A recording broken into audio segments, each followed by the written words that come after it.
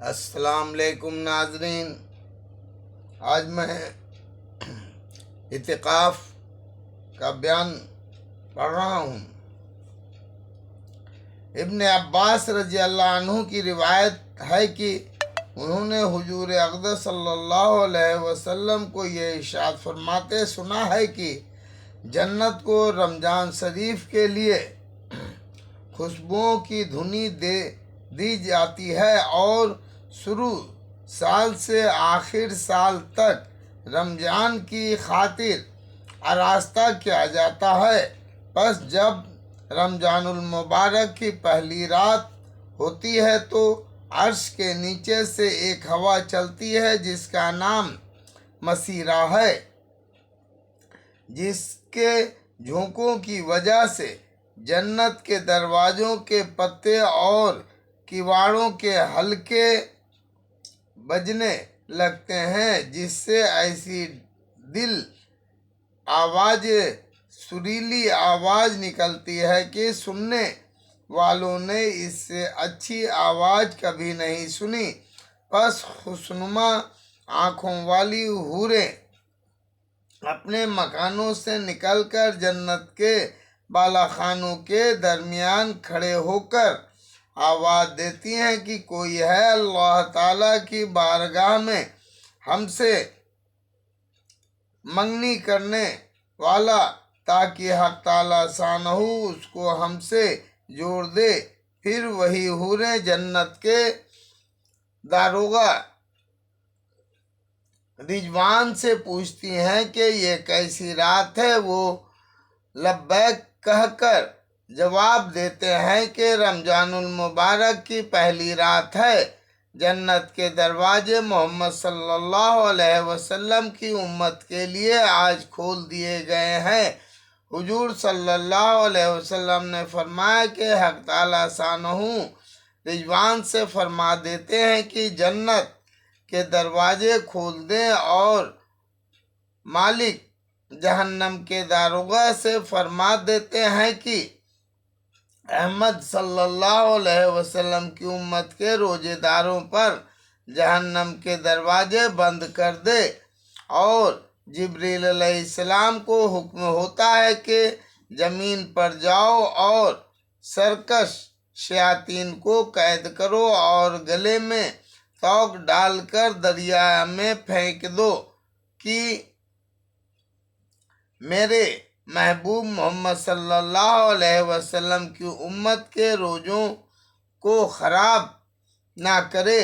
نبی کریم صلی اللہ علیہ وسلم نے یہ بھی ارشاد فرمایا کہ حق تعالیٰ شانہ رمضان کی ہر رات میں ایک منادی یعنی آواز لگانے والے کو حکم فرماتے ہیں کہ 3 مرتبہ آواز دیں کہ ہے کوئی مانگنے والا جس کو میں عطا کروں، ہے کوئی توبہ کرنے والا کہ میں اس کی توبہ قبول کروں، کوئی ہے مغفرت چاہنے والا میں اس کی مغفرت کروں، کون ہے جو غنی کو قرض دے، ایسا غنی جو نادار غریب نہیں، ایسا پورا ادا کرنے والا جو ذرا بھی کمی نہیں کرتا۔ حضور صلی اللہ علیہ وسلم نے فرمایا کہ حق تعالیٰ شانہ رمضان شریف میں روزانہ افطار کے وقت ایسے 10 لاکھ آدمیوں کو جہنم سے خلاصی میں رحمت فرماتے ہیں جو جہنم کے مستحق ہو چکے تھے۔ اور جب رمضان کا آخری دن ہوتا ہے تو یقوم رمضان کے آج تک جس قدر لوگ جہنم سے آزاد کیے گئے تھے ان کے برابر اس ایک دن میں آزاد فرماتے تھے۔ اور جس رات شب قدر ہوتی ہے حق تعالیٰ شانہ حضرت جبرائیل علیہ السلام کے حکم فرماتے ہیں کہ وہ فرشتوں کے ایک بڑے لشکر کے ساتھ زمین پر اترے،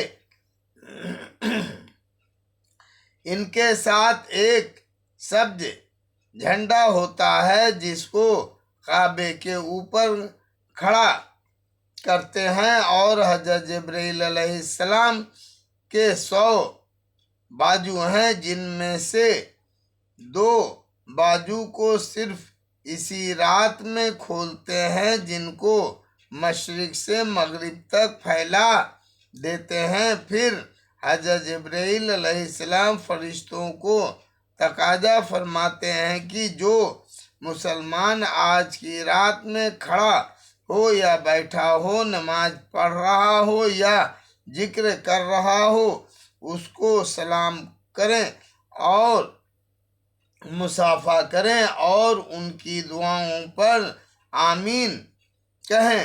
صبح تک یہی حالات رہتی ہے۔ جب صبح ہو جاتی ہے تو جبرائیل علیہ السلام آواز دیتے ہیں کہ اے فرشتوں کی جماعت، اب کوچ کرو اور چلو۔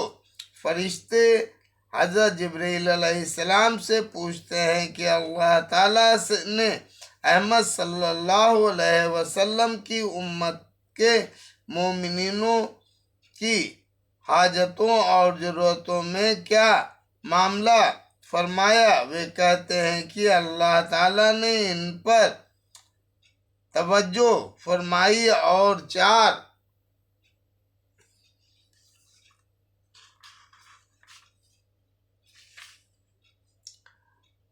شخصوں کے علاوہ سب کو معاف فرما دیا۔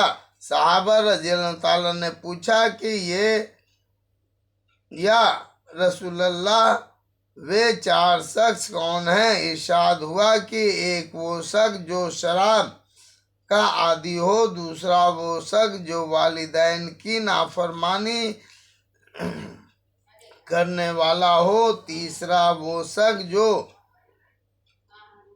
قطع رحمی یعنی رشتے ختم کرنے والا اور ناتا توڑنے والا ہو، چوتھا وہ شخص جو کینہ رکھنے والا ہو اور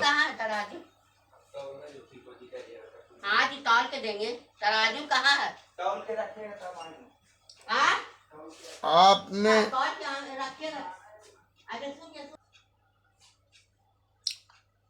آپس میں قطع تعلق کرنے والا ہو۔ پھر جب عید الفطر کی رات ہوتی ہے تو اس کا نام آسمانوں پر لیلۃ الجائزہ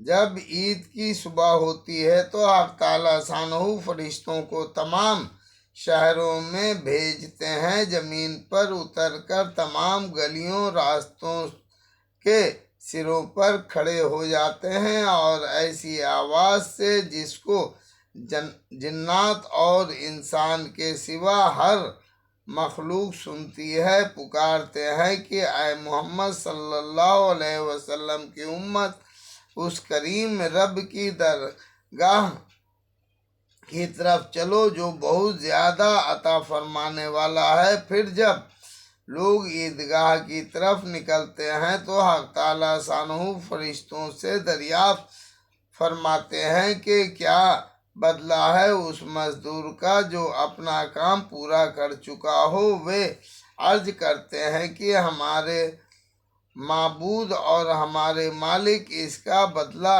یہی ہے کہ اس کی مزدوری پوری دے دی جائے۔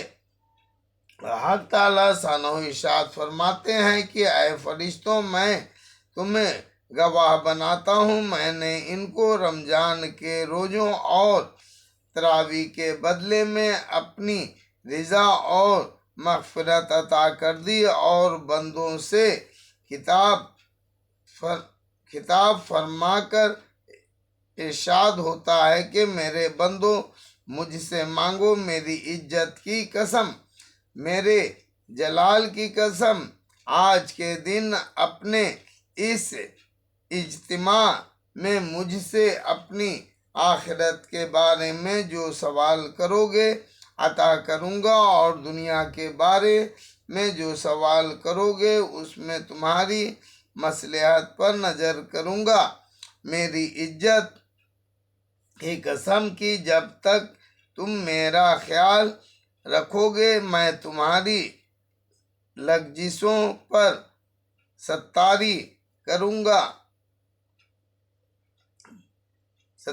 کرتا رہوں گا اور ان کو چھپاتا رہوں گا۔ میری عزت کی قسم اور میرے جلال کی قسم میں تمہیں مجرموں اور کافروں کے سامنے رسوا اور فضیحت نہ کروں گا۔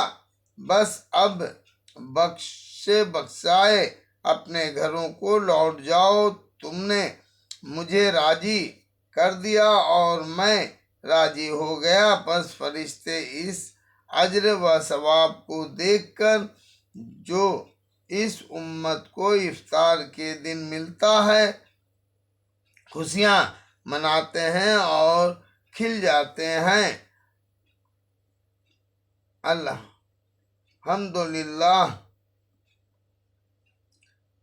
اس حدیث کے اکثر مضامین یعنی گزشتہ اوراق میں بیان ہو چکے ہیں کہ البتہ چند امور قابل غور ہے، جس میں سب سے اول اور اہم تو یہ ہے کہ بہت سے محروم رمضان کی مغفرت عامہ سے بھی مستثنی یعنی الگ تھے، جیسا کہ پہلی روایات میں معلوم ہو چکا ہے، اور وہ عید کی اس مغفرت عامہ سے بھی مستثنی کر دیے گئے، جن میں سے آپس کے لڑنے والے اور والدین کی نافرمانی کرنے والے بھی۔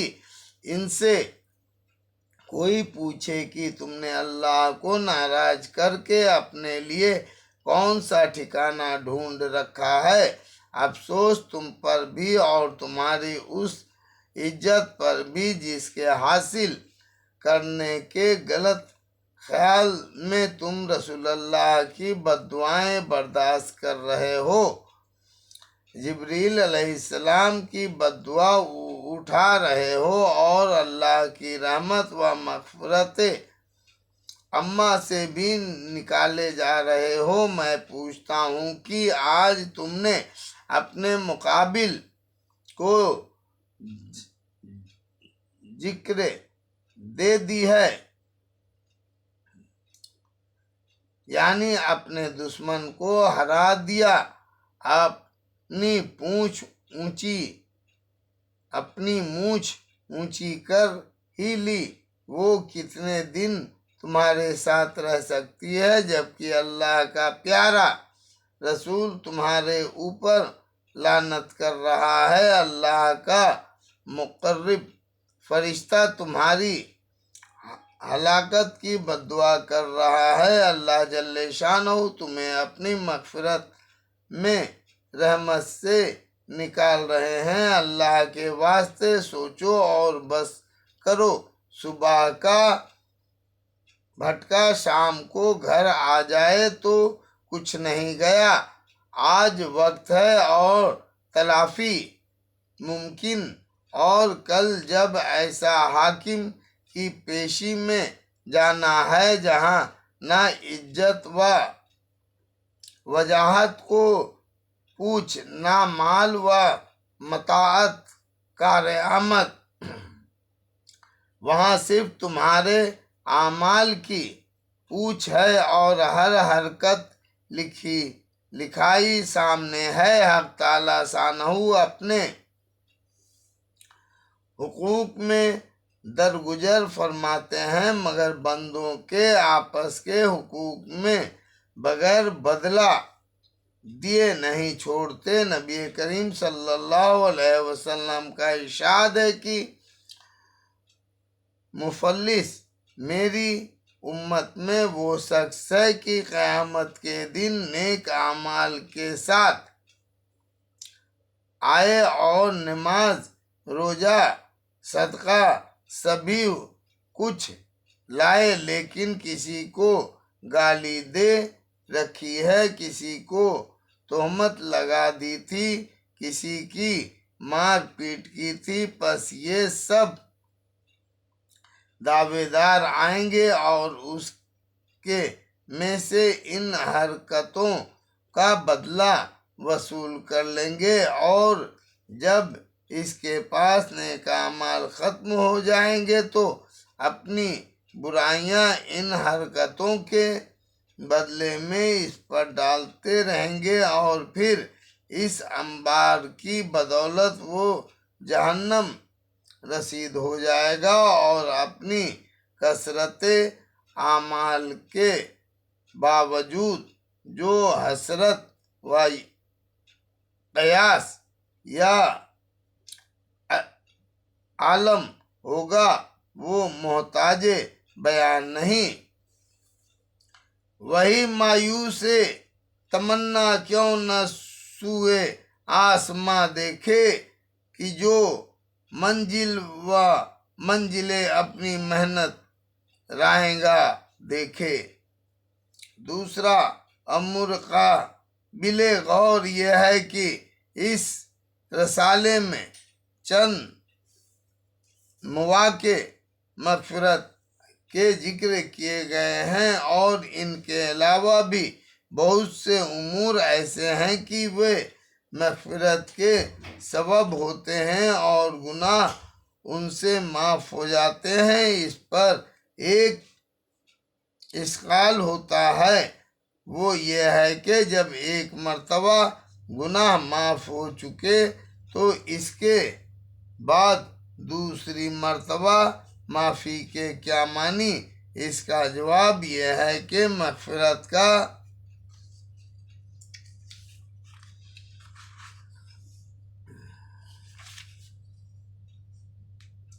قاعدہ یہ ہے کہ جب وہ بندے کی طرف متوجہ ہوتی ہے، اگر اس پر کوئی گناہ ہوتا ہے تو اس کو مٹاتی ہے، اور اگر اس کے اوپر کوئی گناہ نہیں ہوتا تو اس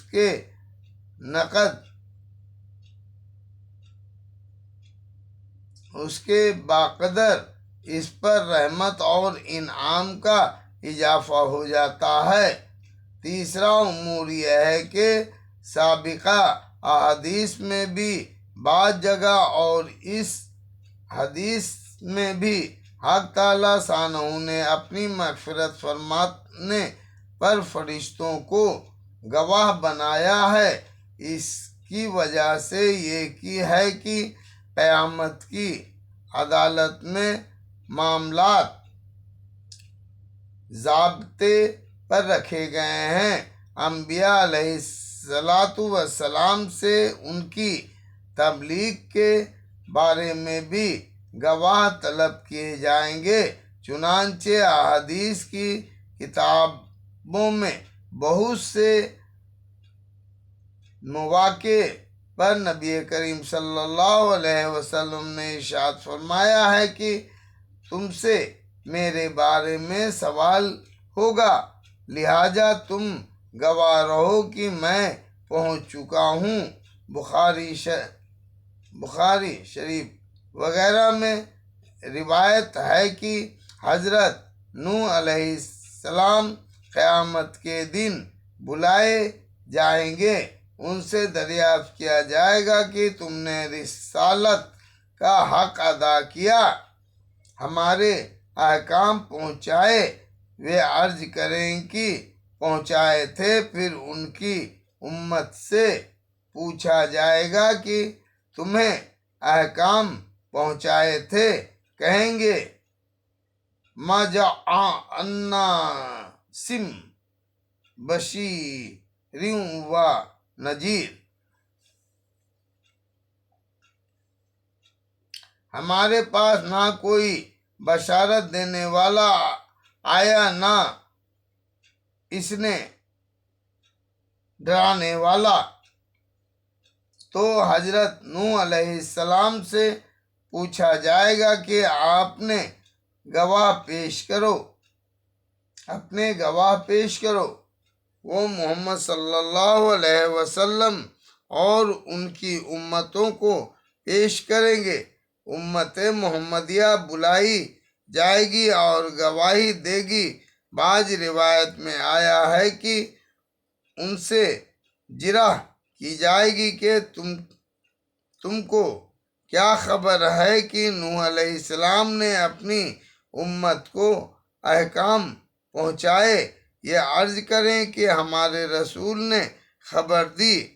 ہمارے رسول پر جو سچی کتاب اتری اس میں خبر دی گئی، اسی طرح اور انبیاء کی امت کے ساتھ یہی پیش آئے گا۔ اسی کے متعلق ارشاد خداوندی ہے۔ اللہ اکبر۔